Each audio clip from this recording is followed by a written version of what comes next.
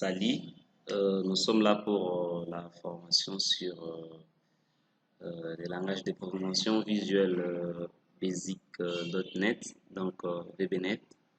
Nous utilisons l'éditeur des textes appelé Visual Studio 2013, comme vous l'avez remarqué ici. En fait, si vous double-cliquez sur l'icône au bureau, ou soit vous tapez à la recherche Visual Studio, et que vous ouvrez, vous serez tombé sur cette interface. Bon, nous voulons créer un projet. Pour créer un projet, vous voyez ici, en dessous de démarrer, il y a un nouveau projet.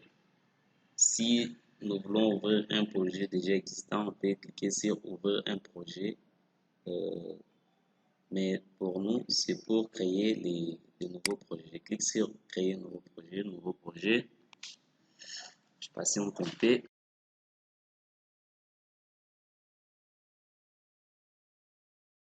Parce qu'il y a plusieurs langages. Vous voyez, si vous regardez ici en bas, il y a C#, C++, F#, Python, JavaScript. Il y a plein de langages. Mais pour nous, ce qui nous concerne, c'est VBNet. Donc, je dois sélectionner Visual Basic, comme vous l'avez remarqué ici. C'est sélectionné. Et à ses côtés, vu que nous voulons créer des applications qui auront des interfaces, nous devons sélectionner Application Windows Forms.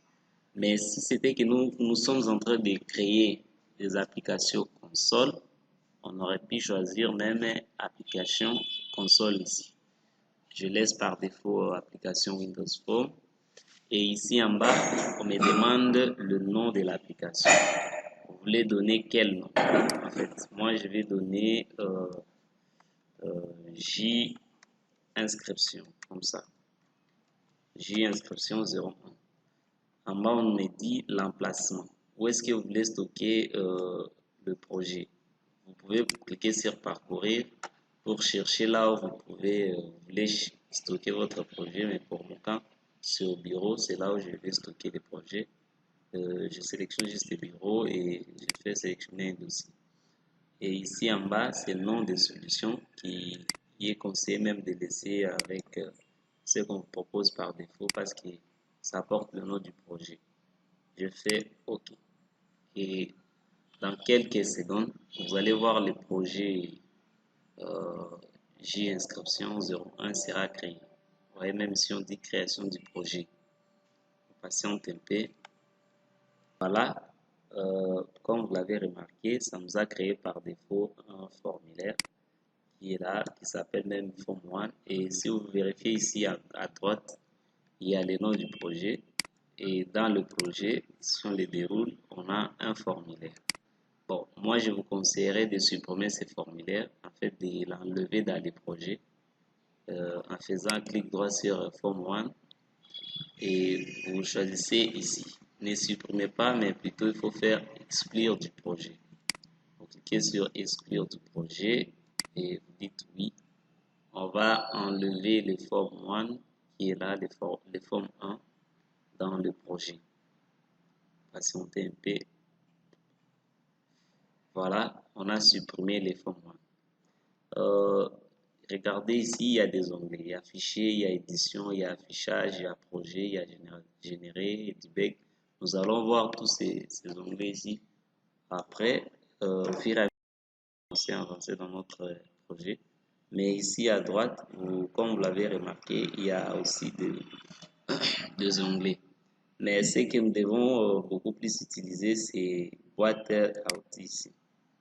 C'est là où nous allons commencer à prendre nos objets pour mettre dans nos formulaires en fait. Bon, je vais créer un formulaire. Comment procéder pour créer un formulaire? Pour créer un formulaire, c'est tout simple. Vous pouvez cliquer sur le nom du projet ici. Clic droit et vous faites ajouter. Après ajouter, formulaire Windows. De même que vous pouvez aller sur projet et ajouter un formulaire Windows. peut faire ajouter un formulaire Windows. Et pensez bien à vérifier si vous avez sélectionné Windows Form parce que je vais ajouter un formulaire Windows, une fenêtre en fait. Ici, je peux appeler cette fenêtre FRM comme formulaire étudiant ou soit mini. Je mets d'abord FRM mini. FRM mini. Si je clique sur OK, vous allez voir le formulaire mini sera là. Bon, dans cette formation, je vais créer des tables tout simplement pour aller un peu plus vite, mais je vais aborder plein de notions sur ces des tables. Pour créer maintenant la base de données, je vais utiliser les Microsoft Access. Si je vais créer ma base de données, je dois être en dehors du projet ici. Je ferme et le projet que je viens à peine de créer, c'est à ce niveau. J'ouvre les projets. Je peux créer partout où je vais, mais ce qui est conseillé, c'est ce que je vous montre ici. J'ouvre les projets, j'entre dans encore le nom du projet, j'entre dans les dossiers bin et j'entre dans les dossiers debug. Et c'est dans ces dossiers ici que je vais créer ma base de données. Je fais clic droit, nouveau, et Microsoft Access base de données. Je donne le nom de ma base de données. Par exemple, j'ai inscription toujours 01 et je peux l'ouvrir pour créer des tables. On patiente un peu. Ça.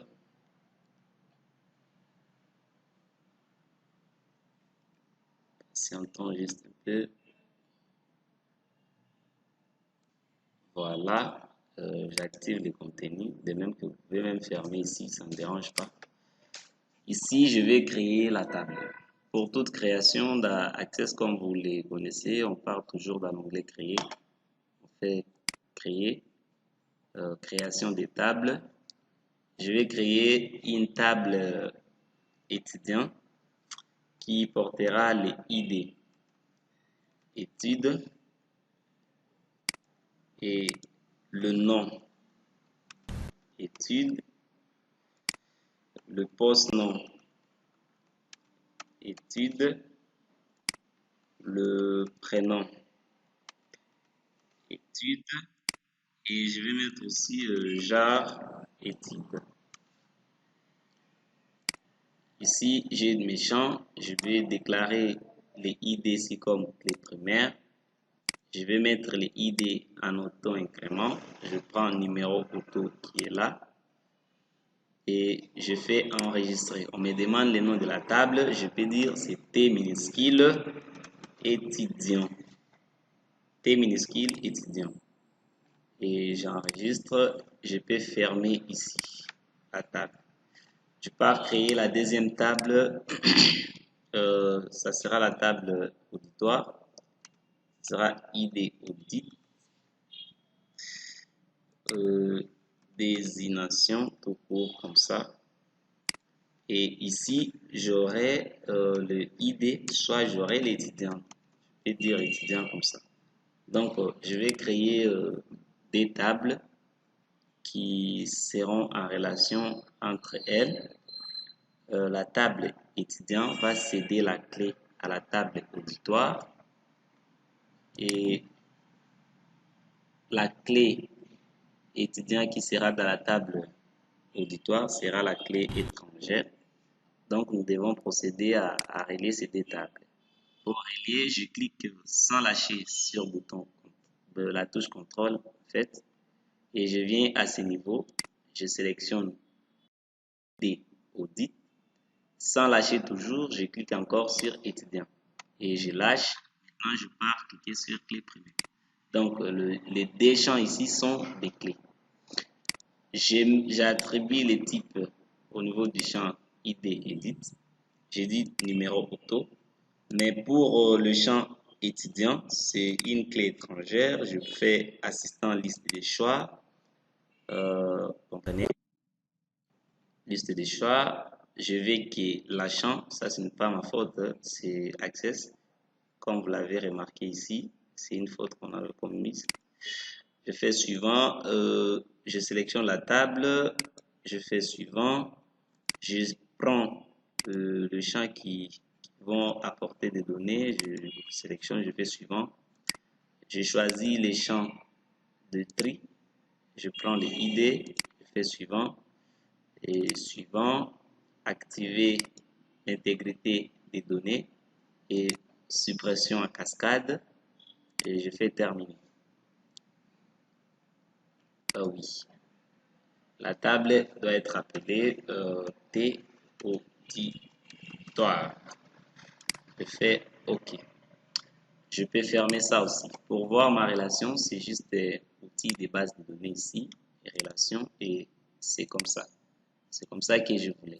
En fait, l'étudiant cède sa clé au niveau de la table auditoire. Voilà, pour la base de données, j'ai presque fini. Je peux même fermer. Je peux même fermer ça, ça ne me dérange pas. Mais je la laisse encore ouverte, ça peut nous servir dans d'autres choses. Et je ferme aussi ça. Je rentre maintenant dans le projet. C'est ça les projets. Je vais créer encore un autre formulaire, toujours comme je vous ai montré. On fait formulaire Windows. J'appelle ça FRM étudiant. J'ai formulaire étudiant qui est là. Je peux créer encore un autre formulaire qui s'appelle FRM auditoire. Voilà. Et je peux fermer tous ces formulaires et je me concentre sur le formulaire étudiant. Voilà. Je peux élargir le formulaire comme je vais l'agrandir comme vous voulez, ça ne dérange pas. Ça. Pour maintenant mettre les objets sur les formulaires, on peut chercher boîte à outils ici. Comme vous l'avez remarqué, je l'ai fermé. Je peux aller sur fenêtre, rétablir la disposition de la fenêtre. Je dis oui et boîte à outils sera là. Je ne sais pas si vous l'avez remarqué aussi. Si je clique sur boîte à outils, je prends l'objet qui s'appelle le label. Je mets là-bas et label comme étant un objet a aussi ses propriétés et ses propriétés sont ici. Les propriétés sont ici. J'ai dit que donc si on arrive à fermer par exemple euh, le propriété, on ferme la boîte à outils pour les récupérer. Vous venez juste ici au niveau des fenêtres, vous dites rétablir la disposition et vous faites OK. Tout sera comme c'était présenté. OK, je dois maintenant styliser les labels ici. Les labels, en fait, c'est juste un objet comme, prenons, considérons comme une étiquette. Je prends les labels, je cherche dans ces propriétés ici, propriété texte. Je dis par exemple interface étudiant. Si je valide, vous voyez, c'est interface étudiant qui est écrit là. Interface étudiant. Je peux styliser ça pour mettre les textes en grand. Je dois utiliser la propriété font qui est ici. La propriété font, je ne sais pas si vous voyez ça. Et si je clique où il y a des 3 points de suspension ici, c'est là où je dois cliquer. Si je clique maintenant sur ces 3 points de suspension, on me donne la possibilité de, wow, de vous patienter. Voilà, on me donne la possibilité de styliser. Je peux choisir, je peux utiliser Agency FB comme police. Je peux mettre grand condensé. J'ai choisi la taille que je veux. Je peux choisir même 48 et c'est comme ça. Interface étudiant est là. Voilà. Pour ne pas être très long, je vous donne rendez-vous à la vidéo suivante, là où nous devons styliser maintenant notre interface.